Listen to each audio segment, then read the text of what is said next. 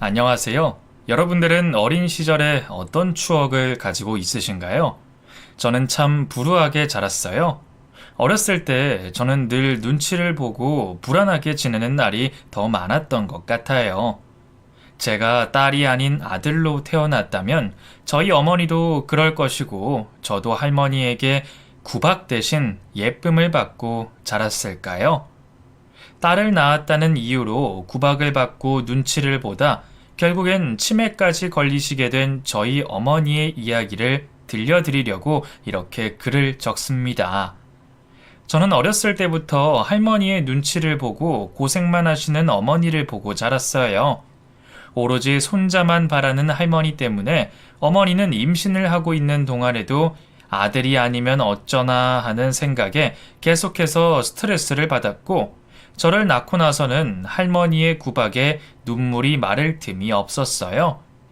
워낙 몸이 약했던 어머니는 저를 낳을 때에도 고생을 많이 하셨고, 낳고 난 후에도 산후조리를 제대로 하지 못해서 몸 상태가 엉망이셨어요. 그러는 와중에 할머니는 빨리 둘째를 가져야 한다며 어머니를 압박하셨어요. 하지만 어머니는 저를 키우고 살림을 하느라 몸이 더 쇠약해졌고 유산을 몇 번 하는 바람에 이제는 임신이 힘들다는 얘기를 들었어요.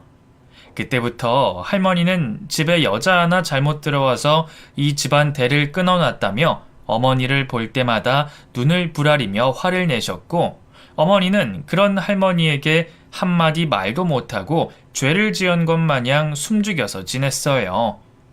저 역시 그런 분위기 속에서 할머니의 눈치를 볼 수밖에 없었고, 저 때문에 어머니가 고생을 하고 있는 것 같아서 미안하기도 하고, 할머니에게 늘 당하고만 있는 어머니가 어린 마음에 바보 같기도 했어요. 할머니는 어머니뿐만 아니라 저에게도 잔소리를 많이 하셨어요.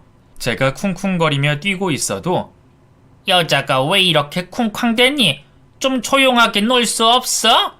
이러시고 밖에서 친구들과 뛰어놀다가 옷이 엉망이 되어 들어오면 여자가 옷이 크게 뭐냐? 다른 친구들과 같이 학원을 다니고 싶어도 여자가 그걸 배워서 어디에다가 쓰냐? 며 잔소리를 하셨어요.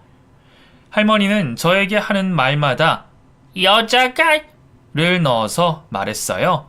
저는 그런 소리를 들을 때마다 주눅이 들었고, 그럴 때마다 어머니는 제 손을 잡고는 방으로 들어가셨어요. 그날도 밖에서 친구들과 공 하나를 가지고 신나게 놀고 있는데 저 멀리서 할머니가 저를 부르는 소리가 들렸어요. 저는 그 소리가 들렸지만 모른 척하고 계속해서 친구들과 놀았어요. 오히려 친구들이 저희 할머니에게 혼이 날까봐 안절부절하고 있었어요. 그런 친구들을 보니 괜히 미안해진 저는 친구들과 더 놀고 싶었지만 어쩔 수 없이 집으로 들어갔어요. 집에 들어온 저를 보고 할머니는 못마땅한 얼굴로 혀를 끌끌 차셨어요. 부른 지가 언젠데 지금에서야 들어와? 바로 들어온 거예요. 밖이 이렇게 어둑어둑해졌는데 빨리 집에 들어올 생각은 안 하고 이 할머니가 꼭 소리를 질러야 들어오지? 다른 친구들도 아직 놀고 있단 말이에요. 남자애랑 너랑 같어? 여자가 어디? 여자가 왜요? 할머니도 여자면서. 뭐? 어디 어른이 말하는데 따박따박 말대꾸나 하고. 너 지금 꼴을 봐라. 그게 여자애냐? 아, 할머니 말 듣기 싫어요. 아니 요것이 할머니가 말을 하는데. 할머니는 마당에 있는 빗자루를 가지고 와서는 제 엉덩이를 때렸고, 저는 아프다고 소리를 꽥꽥 질렀어요. 부엌에서 저녁을 준비하시던 어머니가 달려와 저를 자신의 뒤로 숨기셨어요. 할머니는 저에게 잔소리하던 것을 어머니에게 화살을 옮기셨어요. 너는 집에서 애를 어떻게 키웠길래 애가 이 모양이야?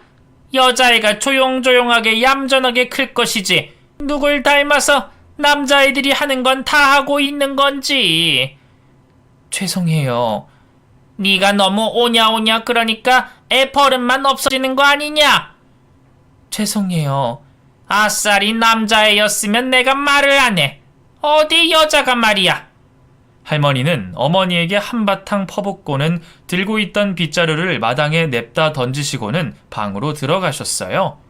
어머니는 울고 있는 저를 달래주었어요.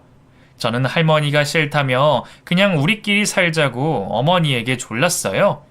어머니는 그런 말을 하면 못 쓴다며 저를 마당에 있는 수도가로 데리고 가서는 눈물로 범벅이 된 저의 얼굴을 씻겨주었어요. 그 일이 있고 며칠 뒤 저는 아버지와 함께 시장에 갔어요. 곧 있으면 초등학교에 입학을 한다며 제 가방을 사주신다고 말씀하셨어요. 어머니도 함께 하면 좋을 텐데 할머니가 가방 하나 사러 가면서 온 가족이 줄줄이 나가냐며 호통을 치시는 바람에 어머니는 같이 오질 못했어요. 저는 여러 가방들 중에서 제일 예쁜 가방으로 골랐어요. 아버지는 이왕 나온 김에 예쁜 원피스도 하나 사자고 말했어요. 저는 너무 기분이 좋아서 팔짝팔짝 뛰었어요.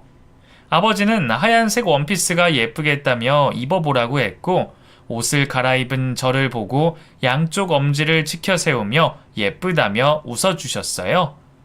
가게 사장님은 아버지가 보는 눈이 있으시다며 아버지를 칭찬했고 이 원피스에는 운동화보다는 분홍 구도가 더 잘 어울리겠다며 하나를 가지고 와서는 한번 신어보라고 제 앞에 놓았어요. 너무나 예쁜 구두였어요. 저는 구두를 신기 전에 아버지를 한번 쳐다봤어요. 아버지는 그러라고 고개를 끄덕거렸어요. 저는 신이 나서 운동화를 벗고 분홍 구두를 신었어요. 하얀색 원피스에 분홍색 구두를 신고 있는 저의 모습을 거울로 바라보고 있으니 공주님이 된 것 같았어요. 아버지는 학교에 가서 공부를 잘하라고 사주는 거라며 구두도 같이 사주셨어요. 저는 아버지가 사주신 옷과 구두를 들고 콧노래를 부르며 집으로 돌아왔어요.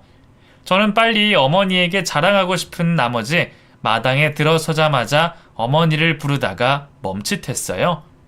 마당에는 한 여자가 갓난아이를 안고 서 있었고 할머니가 으르렁거리는 표정으로 서 있었어요.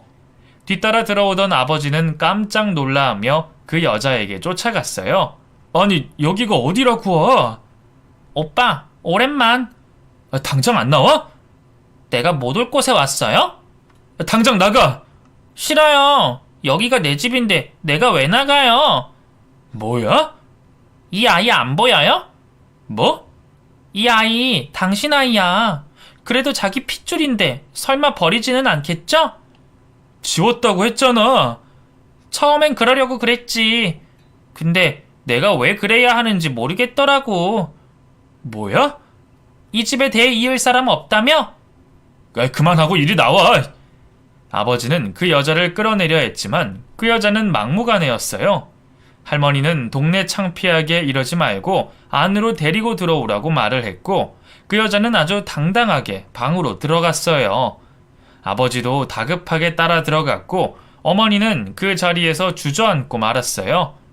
방에서는 할머니의 호통 소리가 들려왔고 저는 너무 무서워 어머니의 옆에 꼭 붙어 있었어요. 한참이 지난 후 할머니가 방문을 열고 나오시더니 오늘은 너무 늦었으니 우리 집에서 하룻밤 재우자고 말씀하셨어요. 방에서 나오신 아버지는 어머니에게 미안하다며 다가왔고 어머니는 눈물을 흘리며 부엌으로 들어갔어요. 다음날 하룻밤 사이에 무슨 일이라도 있었던 건지 호통을 치시던 할머니는 그 여자가 데리고 온 아이를 안고는 싱글벙글 웃고 계셨어요. 할머니는 이 아이가 우리 집 장손이라며 앞으로 잘 돌봐야 된다고 말했어요. 어머니는 어떻게 이러실 수가 있냐며 소리를 질렀고 할머니는 그럼 어쩌냐며 제가 아들이었다면 이러지 않는다며 이 애가 끊긴 우리 집안의 대를 이어준 복덩어리라며 받아들이라고 말했어요. 그 여자 역시 새침하게 할머니의 옆에 붙어서는 아이를 바라보며 생긋 웃고 있었어요. 저는 울고 계시는 어머니의 모습을 보고 같이 따라 울었어요. 그러자 할머니는 어디 여자애가 아침 대바람부터 울고 있냐며 화를 내셨어요. 방으로 들어온 어머니를 따라 아버지는 불이 나게 들어왔고 어머니에게 손이 발이 되게 싹싹 빌었어요. 어머니는 다 필요 없고 당장 그 여자를 집에서 내보내라고 말을 했지만 아버지는 조금만 이해해달라며 내 자식을 낳았는데 어떻게 모르는 척 할 수 있겠냐고 말했어요. 그러면서 조만간에 집을 얻어 내보낼 테니 그때까지만 조금 참아달라고 말했어요. 며칠 동안 그 여자의 밥까지 차리게 된 어머니는 밤만 되면 눈물을 흘리셨고 처음에 어머니에게 잘못했다며 싹싹 빌던 아버지 역시 그 여자의 방에서 나올 생각을 안 하시고 어머니는 눈물로 밤을 지새우셨어요. 그 이후로 할머니는 툭하면 우리 장손 거리며 제가 무엇이라도 하려고 하면 시끄럽다고 조용하라고 말을 했어요. 저는 점점 풀이 죽어갔고 말수가 줄어들게 되었어요. 그러던 중 할머니와 어머니가 시장에 장을 보러 가시고 그 여자와 저만 집에 남아있게 되었어요. 너 순자라고 그랬지? 화장실 다녀올 테니 애기 좀 보고 있어. 네. 저는 그 여자가 시키는 대로 누워있는 아기를 보고 있었어요. 아기는 방긋방긋 웃다가 옹알옹알 거렸어요. 저는 누워있는 아기를 보고 따라 웃다가 순간 아기가 미워졌어요. 그 여자와 아기 때문에 아버지를 빼앗기고 할머니에게 더 미움을 받게 됐다는 생각이 든 저는 누워있는 아기의 볼을 세게 꼬집었어요. 그러자 아기는 자지러지게 울게 됐고 그 여자가 헐레벌떡 뛰어와서는 아기를 껴안은 채 저의 머리를 쥐어박았어요. 너 일부러 그랬지? 아니에요. 아니긴 뭐가 아니야? 내가 오면서 다 봤는데? 이것 봐. 볼이 금세 빨갛게 부풀어 올랐잖아. 요것이 어디 못된 것만 배워가지고. 그 여자는 또다시 제 머리를 주먹으로 콩 쥐어박았고 저는 울음을 터뜨렸어요. 장에 갔다가 돌아온 어머니가 저를 발견했고 저는 어머니에게 달려갔어요. 애 교육 좀 똑바로 시키세요. 뭐? 가만히 있는 애 볼은 왜 꼬집어? 애미나 자식이나. 뭐라고?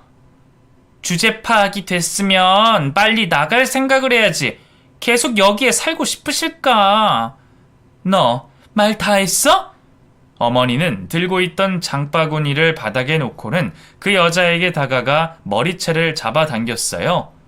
그 여자는 휘청거렸고 그 모습을 본 할머니는 어머니를 떼어내어 마당으로 밀쳤어요. 그 바람에 어머니는 신발이 벗겨지신 채로 마당에 엎어지고 말았어요. 놀란 저는 어머니에게 달려갔고 할머니는 아기가 놀라지는 않았냐며 살펴보느라 정신이 없었어요. 그러고는 어머니에게 장손에게 손 하나 까딱 잘못 놀렸다가는 가만두지 않겠다며 으름장을 놓고는 그 여자와 함께 방으로 들어갔어요. 손을 탁탁 털며 일어나시던 어머니는 분노가 가득 찬 얼굴로 그 방을 노려봤어요. 어머니는 저를 데리고 방으로 들어왔고 정말 아기를 꼬집었냐고 물었어요. 저는 그랬다고 사실대로 말했고 어머니는 화가 나더라도 아기는 죄가 없으니 말 못하는 아기에게는 그러지 말라고 말했어요. 저는 어머니에게 여기서 살지 말고 우리끼리 나가서 살면 안 되냐고 떼를 썼고 어머니도 도저히 안 되겠다고 생각하셨는지 그날 저녁 짐을 챙기고선 저를 데리고 그 집을 나왔어요. 무작정 나와 갈 곳이 없었던 어머니는 제일 먼저 오는 고속버스에 몸을 실었고 아는 사람이 아무도 없는 곳에서 저와 함께 살았어요. 저와 단 둘이 살 작은 방을 하나 구하고 그 근처에 있는 부업장에서 일을 하게 된 어머니는 일이 많을 때에는 집에까지 가지고 오셔서 일을 하셨어요. 자신이 하는 만큼 돈을 벌 수 있었던 어머니는 잠을 쪼개가며 열심히 일을 했지만 가면 갈수록 몸만 더 힘들어지고 돈도 생각보다 많이 모아지지 않았어요. 어머니는 먼지가 많이 나는 작업장에서 일을 하면서 기침도 많이 하게 되시고 항상 허리를 구부리고 하시는 바람에 등이 굽으셨어요. 어머니는 몸을 제대로 움직이기가 힘들어도 병원에 갈 돈도 아깝게 생각하시고는 파스를 붙이며 힘들게 사셨고 저는 그런 가난이 싫어서 하루라도 빨리 돈을 벌고 싶었어요. 그래서 학교를 졸업하자마자 공장에 들어가서 일을 했어요. 제가 공장에서 일을 하면서 어머니가 혼자 벌 때보다는 살림살이도 조금씩 나아졌고, 저는 어머니에게 일을 그만두시라고 말했어요. 어머니는 아직은 괜찮다고 말씀을 하셨지만, 오랫동안 치료도 받지 않으시고 아픈 몸으로 일을 하는 바람에 몸이 나빠질 대로 다 나빠져 보기 안쓰러울 정도였어요. 저의 계속되는 설득에 어머니는 부업장에 나가는 것을 그만두셨고 병원을 다니면서 치료를 받으셨어요. 하지만 너무 긴 시간 동안 지내온 탓에 눈에 띄게 좋아지지는 않으셨어요. 제가 공장을 다닌 지 1년이 지나고 저는 그곳에서 남편을 만났어요. 남편은 누구보다 성실한 사람이었어요. 다른 사람의 일도 자신의 일처럼 열심히 해주는 성격 때문에 주위에서는 남편을 따르고 좋아했어요. 그 중에는 저도 있었어요.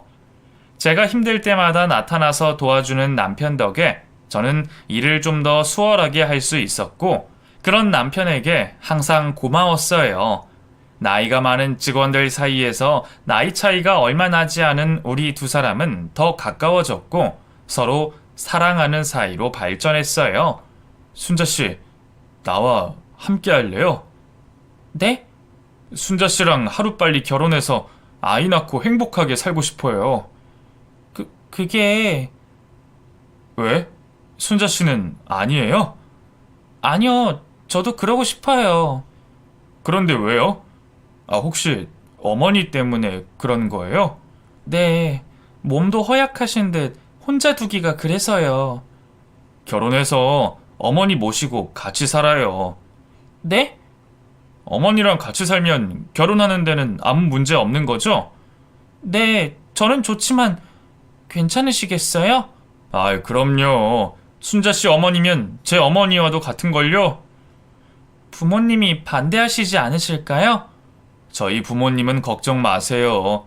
그리고 사정을 듣고도 반대하실 분들도 아니시고요. 고마워요. 그럼 저랑 결혼하는 겁니다. 네. 저는 어머니에게 남편을 소개했고 결혼해서 저희와 같이 살자는 말에 어머니는 미안해서 안 된다며 거절하셨어요. 남편은 저와 결혼을 하기 위해서는 어머니와 같이 살아야 하니 자신을 위해서 같이 살아야 한다며 어머니가 미안해 하시지 않게 말했어요. 저는 그런 남편이 고마웠고 어머니 역시 남편의 마음이 예뻐 그러기로 했어요. 저희는 간소하게 결혼식을 올렸고 제가 살고 있는 집은 방 하나밖에 없는 곳이라 방 2개가 있는 곳으로 집을 옮겼어요. 저희가 아침 일찍 출근을 하고 퇴근을 하는 동안 어머니는 집안일을 해주셨고 그래서 저희는 맞벌이를 하면서도 편안하게 일을 할 수가 있었어요. 제가 잔업을 하고 늦게 마치는 날에도 집에 어머니가 계시니 남편의 저녁을 걱정 안 해도 돼서 저는 너무 편하고 좋았어요. 모두가 행복한 이 결혼 생활이 오랫동안 유지되었더라면 좋았을걸. 저는 그러지 못했어요. 몇 년이 지나고 어머니의 몸이 더 쇠약해져 몸져 누워있는 날이 많아지자 남편은 슬슬 눈치를 주기 시작했어요. 집에 아픈 사람이 있으니 집안이 우울해지는 것 같다며 웃으면서 말을 하기는 했지만 말에 가시가 있는 듯이 말을 했고 어머니와 단둘이 있을 때에는 어머니가 묻는 말에만 대답을 할 뿐 먼저 말을 거는 법이 없었어요. 그것은 제가 아이 갖는 것을 미루자고 말하고 난 뒤부터였어요. 남편은 결혼을 하고 아이를 빨리 갖기를 원했지만 저는 아이가 생겨 일을 그만두게 되면 혼자 벌어서 힘이 드니 아이가 없을 때 조금 더 벌어놓고 그때 가지자고 말을 했었어요. 남편은 내심 섭섭해했지만 저의 말도 맞는 것 같다며 저의 뜻대로 하기로 했었는데 몇 년이 지나도 제가 아이를 가질 생각을 하고 있지 않자 아프신 어머니 때문에 그렇다고 생각을 하는 건지 괜히 어머니에게 툴툴거리며 예전과는 다르게 행동을 했어요. 그것 때문에 저는 남편과 많이 싸우게 되었고 그 모습을 본 어머니는 또 자신 때문에 딸 부부가 싸우는 것에 가슴 아파하셨어요. 하루는 잔업이 있어 공장에서 일을 하고 늦게 마친 적이 있었어요. 저는 퇴근을 하고 집으로 돌아오는데 대문 밖에 쪼그리고 앉아있는 어머니를 보았어요. 엄마, 여기서 뭐하고 계세요? 이제 오냐? 아직 밤에는 쌀쌀한데 왜 여기서 이러고 계세요? 바람 좀 쐬려고. 위에 뭐라도 걸치고 나오시지. 이제 그만 들어가세요. 이러다가 감기 걸리세요. 오냐? 참, 집에 사돈 와 계셔. 시부모님이요? 그래, 같이 저녁 먹자고 오셨더라. 저는 어머니와 함께 집에 들어갔다가 너무 황당하고 어이가 없는 장면을 목격하고 말았어요. 거실에는 시부모님과 남편이 삼겹살을 먹어가며 화기애애 이야기를 나누고 있었어요. 애미, 이제 오냐? 네, 연락도 없이 웬일이세요? 너희랑 같이 저녁 먹으려고 왔지. 너도 얼른 손 씻고 와서 앉아라. 삼겹살이 아주 맛있구나. 연락이라도 하시고 오시죠. 애비한테 전화했더니 너 오늘 늦는다고 이야기하길래. 왜? 우리가 오면 안 됐던 거니? 아니요. 미리 알았으면 제가 이것저것 좀 해드렸을 텐데요. 괜찮아. 고기가 있는데 뭘. 사돈도 어서 와서 앉으세요. 바람 쐬고 오신다더니 한참 있다가 들어오시네. 시부모님은 어머니에게 어서 오라고 손짓을 했지만 어머니는 속이 좋질 않다며 맛있게 드시라고 말하시며 방으로 들어가셨어요. 저는 그런 어머니가 신경이 쓰여서 거실에 앉아 있으면서도 시부모님의 말씀에 집중을 할 수가 없었어요.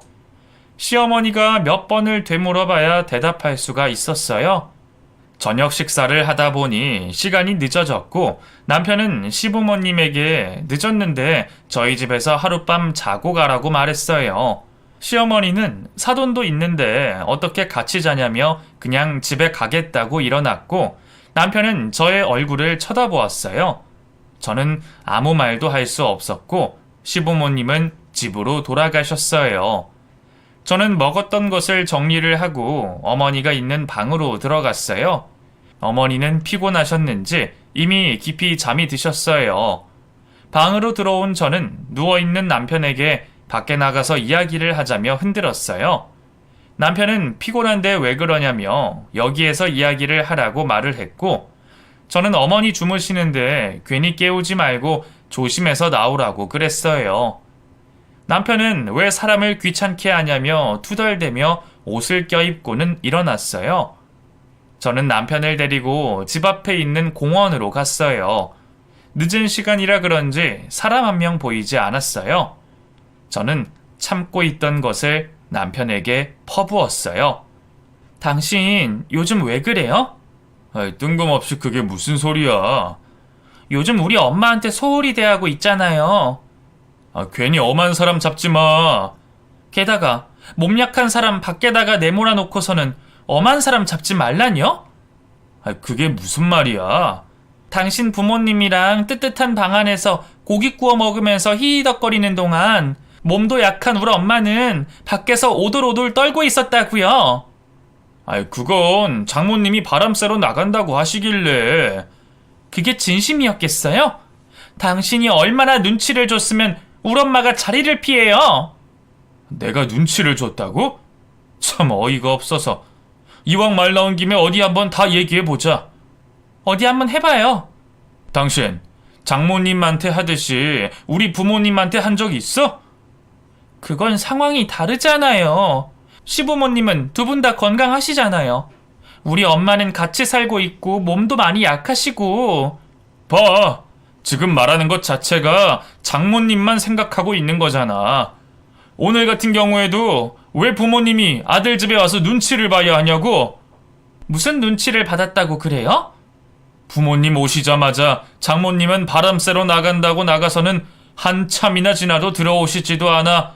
나중에 당신이랑 같이 들어오셔서는 또 속이 안 좋다고 방에 들어가 버리시지. 우리 부모님이 성격이 좋으셔서 그냥 웃고 마신 거지. 그게 사돈한테 할 행동이니? 그리고 집에 사돈이 와 있는데 주무시다니. 정말 장모님 이해하기가 힘들어. 오히려 우리 부모님이 지금 눈치를 보고 계신다고. 아들 집에 와서 잠잘 방이 없어서 이 늦은 시간에 그냥 돌려보내야 하는 내 심정은 뭐 어디 좋은 줄 알아? 우리 어머니가 일부러 그랬겠어요?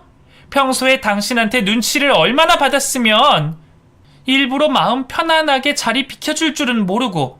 뭐? 진짜 어이가 없어서. 나도 이제 지친다, 지쳐. 결혼해서 지금까지 장모님 모셨으니 이제 그만 분가하자. 뭐라고요? 장모님이랑 같이 살다가는 내가 숨 막힐 것 같아. 나랑 결혼할 때 어머니 모시는 조건으로 결혼했잖아요. 그래서 모셨잖아. 몇 년 이렇게 모시다가 말 거면 왜 그렇게 하자고 말했어요? 장모님 몸이 저렇게 안 좋아지실 줄 내가 알았어? 우리 엄마가 이젠 아파서 짐이라고 생각하는구나, 당신.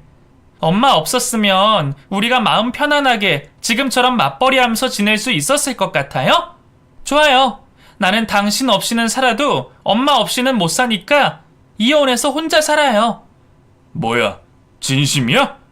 진심이에요. 당장 이혼해요. 저는 그동안 참고 있던 것이 폭발했고, 저는 남편에게 이혼을 하자고 말을 했어요. 남편 역시 지금까지 참고 있었다며 이혼을 하자고 하면 누가 겁낼 것 같냐며 바닥에 있던 돌멩이를 발로 걷어차고는 집으로 들어갔어요. 저런 인간을 믿고 결혼을 하는 것이 아니었는데 저는 결혼을 한 것이 후회가 됐어요. 다음 날 저는 엄마에게 남편과 이혼을 하겠다고 말을 했고, 엄마는 자기 때문에 그런 것이냐며 그럴 것 없다며 이제 자신의 일은 자신이 알아서 하겠다며 다시 생각해보라고 말씀하셨어요. 하지만 저도 어제 홧김에 한 말이 아니라 오랫동안 생각하고 있었던 거라 다시 번복하고 싶지 않았어요. 저는 그 뒤로 남편과 깨끗하게 이혼을 했고 각자의 길을 가게 되었어요. 집을 빼서 엄마와 살 작은 집을 다시 구하고 저는 엄마와 함께 그곳에서 지냈어요. 엄마는 딸은 어미 팔자를 닮는다는데 자기가 이렇게 살아서 딸까지 이렇게 됐다며 펑펑 우셨어요. 저는 어머니가 그런 말을 하는 것이 듣기가 싫었어요. 엄마와 다시 단 둘이 살게 된 저는 더 악착같이 돈을 벌기 위해서 정신없이 일을 했어요. 아침 일찍 출근을 해서 늦은 시간이 되어서야 집으로 들어왔어요. 어떨 때는 엄마와 눈을 쳐다본 적이 없을 때도 있었어요. 그렇게 몇 달이라는 시간 동안 정신없이 바쁘게 보내다가 가끔씩 엄마가 이상하다는 느낌을 받게 되었어요. 그렇게 깔끔하시던 엄마가 집안일에는 거의 손을 놓으셨고 외출도 잦으셨어요. 그리고 하루 종일 멍하게 앉아만 있을 때도 있었고 어느 날부터는 저에게 짜증을 많이 내기 시작했어요. 저는 엄마 나이가 갱년기가 올 나이라는 주변 사람들의 말에 크게 신경을 쓰지는 않았어요. 저러다가 괜찮아지겠지. 옆에서 지켜보기만 했어요. 하지만 점점 그것이 더 심해졌어요. 며칠이 지나고 퇴근을 하고 현관문을 열었는데 거실에 앉아서 텔레비전을 보시던 엄마가 대뜸 저에게 달려오더니 저의 머리카락을 붙잡았어요. 아야! 이 나쁜 년, 여기가 어디라고 오는 거야? 엄마, 왜 이러세요? 이거 놓고 이야기하세요. 엄마? 내가 왜 네 애미냐? 저 순자예요, 순자. 어디 니까짓게 내 딸 이름을 입에다가 올려. 너 오늘 잘 걸렸다. 오늘 너 죽고 나 죽자. 엄마, 정신 좀 차려보세요. 이것이 아직도 정신을 못 차렸네? 내 남편 뺏어간 이 나쁜 년, 죽어! 어머니는 계속해서 저에게 욕을 하며 제 머리통을 흔들어댔어요. 저는 어머니에게서 벗어나려고 발버둥을 쳤지만 어찌나 꽉 잡고 있던지 어머니의 손을 뺄 수가 없었어요. 화가 너무 난 저는 고함을 질렀어요. 엄마! 내가 왜 이러고 있냐? 도대체 왜 이러세요? 내가 왜 너를... 아무것도 기억 안 나세요? 머리 아파. 내가 왜... 왜 그러세요? 나도 잘 모르겠어. 우선 방에 가서 좀 누우세요. 저는 정신이 돌아온 엄마에게 물을 한 잔 주고서는 방으로 들어가 눕혔어요. 순식간에 있었던 일이라 정신이 없었고 엄마 역시 멍하니 눈만 껌뻑껌뻑거리고 있었어요. 저는 다음날 엄마를 모시고 병원으로 갔고 엄마가 치매라는 사실에 놀라고 말았어요. 제가 그동안 너무 일에만 집중한 나머지 엄마의 상태는 많이 심각한 상태였어요. 집으로 돌아온 저는 엄마를 붙잡고 울었어요. 고생만 한 엄마가 나이가 들어서 치매까지 걸리셨다니 저는 너무 엄마가 가여웠어요. 엄마가 이상하다고 생각이 들었을 때 그때 바로 병원에 가지 않은 저에게 너무 화가 났어요. 저는 혹시라도 엄마가 집을 나가게 되면 위험할지도 모른다는 생각에 제 연락처를 적은 목걸이를 엄마의 목에다가 걸어드렸어요. 제 예상대로 엄마는 수시로 집 밖으로 나가셨고 집을 찾지 못해 주위 사람들이 경찰서에 신고를 했어요. 저는 경찰서에서 온 연락을 받고 엄마를 모시고 집에 들어오는 일이 많아졌어요. 저는 도저히 회사를 다니면서 엄마를 보살피기는 어렵다고 생각했어요. 그렇다고 엄마를 요양원에 보내는 것도 너무 가슴이 아팠어요. 그래서 저는 회사를 그만두고 집 근처에 있는 곳에서 짧은 시간 아르바이트를 하며 엄마를 데리고 병원에 다니며 하루하루를 보냈어요. 달달이 들어오는 돈보다 나가는 돈이 더 많아지다 보니 어느새 모아둔 돈도 거의 바닥이 보였어요. 하는 수 없이 저는 전세인 집을 월세로 돌렸어요. 당장 목돈이 들어와서 숨통은 튀었지만 월세 때문에 매달 나가는 돈은 더 많아지게 되었어요. 그래서 반년도 지나지 않아 또 돈이 바닥이 났고 저는 엄마가 가지고 계시는 예물을 팔기로 마음먹었어요. 하지만 엄마는 펄쩍 뛰며 절대로 이것만은 팔 수 없다며 꼭 움켜쥐고서는 내놓질 않으셨어요. 저는 지금 우리 형편에 할 수 있는 거라곤 그것밖에 없다며 나중에 돈이 생기면 다시 더 좋은 것으로 사주겠다고 말을 했지만 엄마는 눈도 깜짝하지 않으셨어요. 어서 내놔요. 그거 갖고 있어봤자 하지도 않을 건데 지금 필요할 때 써요. 안 된다. 이건 네 아버지가 해주신 거야.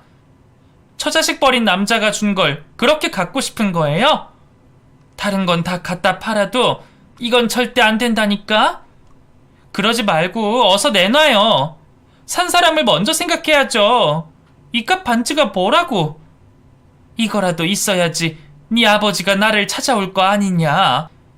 엄마, 벌써 지난 세월이 얼만데 아직도 아빠를 기다리고 계시는 거예요. 아빠는 딴 여자랑 아이 낳고 잘 살고 있어요. 아니 이 미친년이 뭐라는 거야? 이제 내 남편까지 모자라서 이것까지 나한테서 뺏어가려고? 엄마, 저리 꺼지지 못해? 천하의 몹쓸년. 갑자기 또 왜 이러세요? 엄마는 또다시 정신이 나가셨는지 저에게 온갖 욕을 하시며 도끼 눈을 하고는 으르렁거리셨어요. 엄마가 가끔씩 저에게 하는 욕은 젊은 시절 아빠의 아이를 안고 온 그 여자에게 하는 말 같았어요. 엄마는 정신을 놓을 때마다 저를 그 여자로 착각을 하시고는 저를 아주 못살게 구셨어요.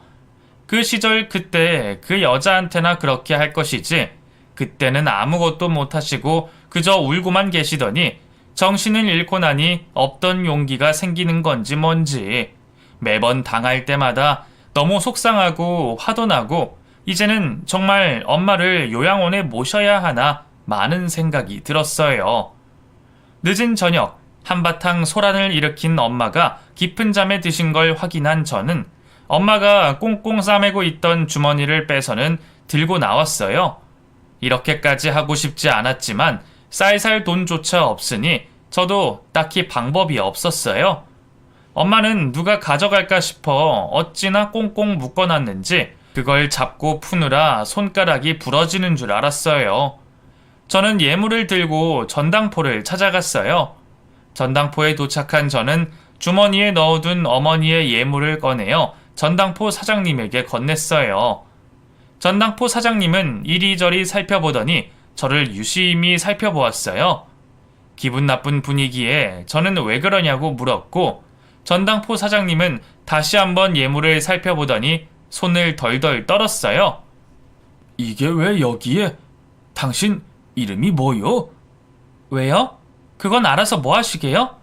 이거 어디서 났어? 그건 왜 궁금해하세요? 훔친 물건 아니니까 걱정하시지 말고 얼마나 쳐줄 건지나 말해요. 아니, 당신 이름이 뭐냐니까. 다시 돌려줘요. 기분 나빠서 여기 안 맡길 테니까. 내가 값은 달라는 대로 얼마든지 쳐줄 테니까 이름이나 말해, 어서. 순자요. 최순자. 저의 이름을 말하는 순간 전당포 사장님은 갑자기 오열을 하며 주저앉다가 의자가 미끄러져 바닥에 엉덩방아를 찧었어요. 깜짝 놀란 저는 괜찮냐고 물었고, 사장님은 책상을 짚고 겨우 몸을 일으키시더니 저를 눈물을 흘리시며 물끄러미 바라보시더니 떨리는 입술로 어머니의 이름을 말했어요. 순간 모든 시간이 멈춘 것 마냥 정적이 흘렀고, 저는 순간 알 수 있었어요. 전당포 사장님이 아빠였다는 사실을요. 아빠는 다급하게 문을 열고 나와서는 저의 이름을 부르며 손을 잡았고, 저는 그 손을 뿌리치고는 그곳을 뛰어나왔어요. 앞도 보지 않은 채 무작정 뛰어가던 저는 달려오는 자동차를 보지 못해 부딪힐 뻔했고, 저는 어어거리며 몸을 움직일 수가 없었어요.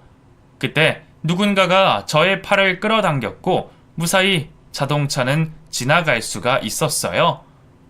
그 바람에 저는 바닥에 주저앉고 말았어요. 고개를 들어 뒤를 바라보니 저를 끌어당긴 건 아빠였어요.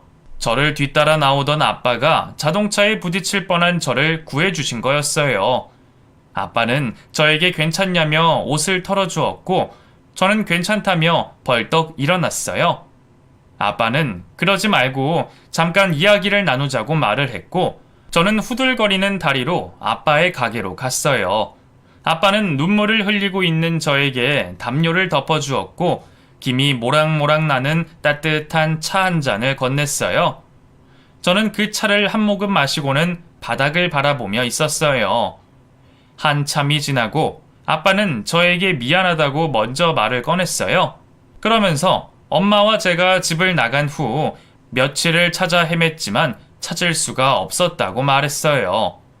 아빠의 돈을 보고 온 그 여자는 몇 년 살지 못하고 재산을 빼돌린 채 아들과 함께 잠적을 했고, 그 충격으로 할머니는 병으로 누워만 지내시다 돌아가셨다고 했어요.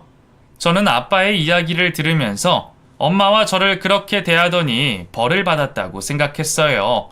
아빠 역시 저의 생각대로 자기가 지금 벌을 받고 있는 중이라고 말을 하며 이제라도 엄마에게 사과를 하고 싶다고 말했어요. 저는 아빠가 원망스러웠지만 엄마를 만나서 자신의 죄를 사죄하고 싶다는 아빠의 말에 아빠를 모시고 집으로 갔어요. 제가 없는 사이 잠에서 깬 엄마는 예물이 없어진 것을 알고 대성통곡을 하고 계셨어요. 문을 열고 들어간 저를 보자마자 어머니는 도끼 눈을 하고 달려오다가 제 뒤로 보이는 아빠를 보고는 순간 멈추셨어요.